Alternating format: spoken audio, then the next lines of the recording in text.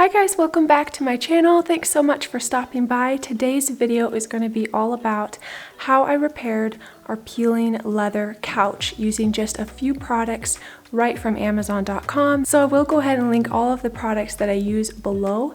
And if you enjoy this type of video, let me know by giving it a thumbs up. Also, I hope you'll consider subscribing if you'd like to see it more like this. I do a lot of different homemaking and cleaning motivational content. So if that's something you enjoy, definitely get subscribed. And let's go ahead and jump right into the video. I'm going to show you exactly how I repair my peeling leather couch. Alright, so here is a little bit of a before. It's looking pretty rough. And these are the products I'll be using. I'm using these leather wipes. I think I actually picked these up at Walmart, but I'll try to link them below.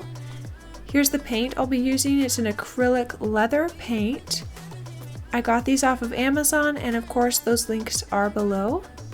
I like to mix the rich brown with the black because that's the closest I can get to the actual color of the couch. And this is the acrylic finisher that I use as the top coat to really secure the paint.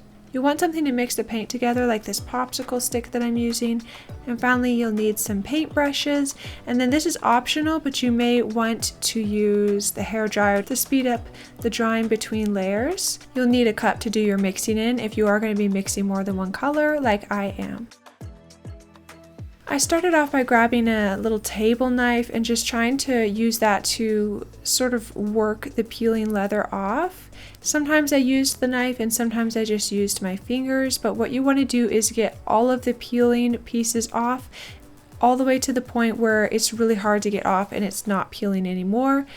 If you do this repair without this step, it is going to just start peeling again because I've actually repaired it before and that's what happened. So it is really important that you get up everything that's trying to peel, just like this. Now honestly, I probably should have just peeled up the entire square so it would have been a more smooth transition and you wouldn't have noticed the seams or where the paint ended and the leather began.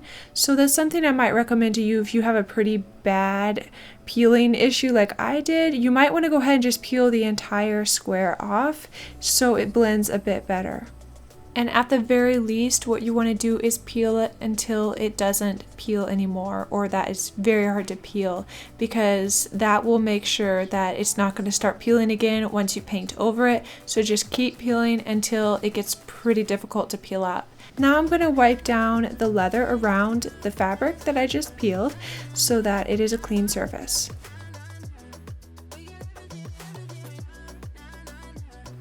I started by testing the brown first to see how much black I wanted to add to it. And now I'm adding the black and then mixing that together. And then all you really do in a nutshell is just start painting. And what I like to do is I paint over the fabric a couple times first. I layer on a few layers and then I go ahead and paint the entire area of the couch, and I ended up doing the entire back area. Now I do want to say this is not going to look brand new. It's not going to be a perfect solution, but if you are trying to prolong how long your couch lasts, then this is definitely a really great way to do it. And when you have guests over and just glancing at the couch from a distance, it's really not noticeable. But of course, if you get up close and you look closely, you can tell that it's, not in perfect condition, that there are some little bumps and grooves. But I think it looks really good when you see the end result. Like I said, the only thing I may have changed was peeling the entire patch off instead of having sort of like a hole in the middle.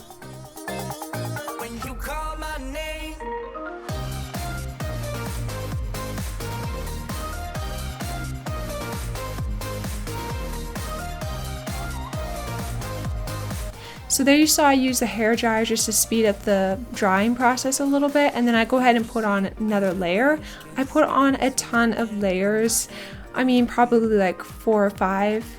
And here around the edges, I try to pay special attention and do an especially thick layer right around the edges of where the fabric meets the real leather, because I just want to camouflage that ridge or bump as much as I can. Like I said, it's not a perfect solution, but it does help a lot. And it stops the peeling and pretty much creates a second leather for you.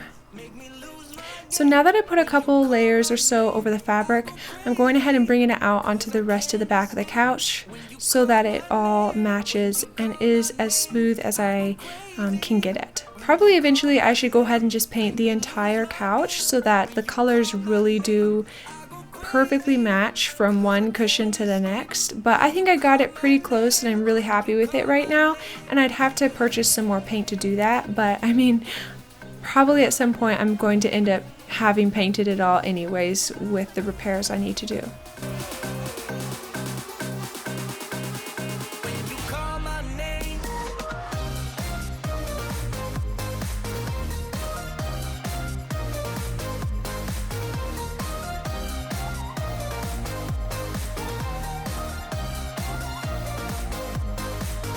So you basically just keep layering, and then you can use the hair dryer, dry it a little bit, layer again, dry it, layer, and just keep going until you feel like you've built a second piece of leather there, or second skin there in the patched area, and you feel that it blends the best that you can get it. At that point, you know you've painted it enough, and what you'll want to do is you want to let the paint dry the most between that and the shellac.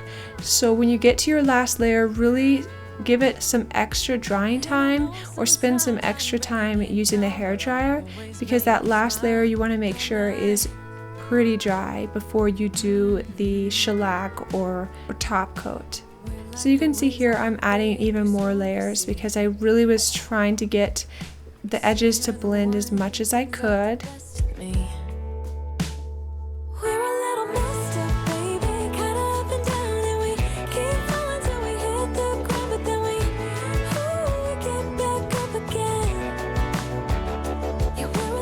Finally, it's time to do the matte finisher on top. There are a lot of different types of finishers. There's glossy, there's matte, all different ones on Amazon. So make sure you pick the kind that would match your leather the best. But it is important to get this top coat because it does give an extra security to the paint that you just put on, and it really is what prevents any further peeling. Now you'll notice that it turns white and looks kind of scary, and it also is pretty liquidy, so you have to catch the little droplets that are going down, but you just work fast and get it all on there, and I promise you the white will go away and it actually dries completely clear.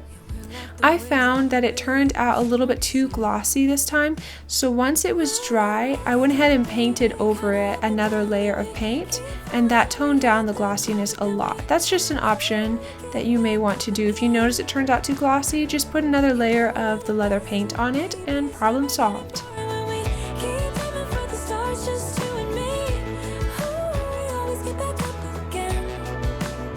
You will want to let this top coat dry overnight, and this is the next day and how it looks.